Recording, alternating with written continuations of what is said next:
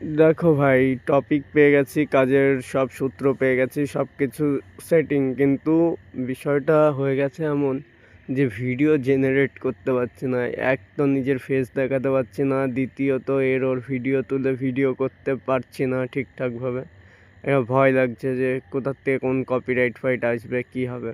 মানে নিজের কিছু করার ইচ্ছে আছে, নিজে ভিডিও ক্রিয়েট করব, নিজে ভিডিওকে এডিট করব।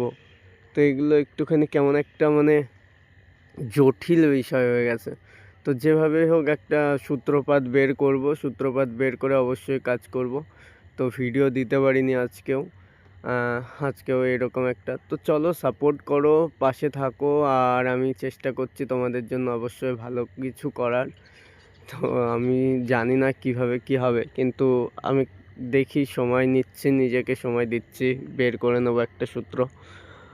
আর দেখো, ধনী কখনোই ধনী থাকে না সর্বদা, ধনীকেও গরিব হতে হয়।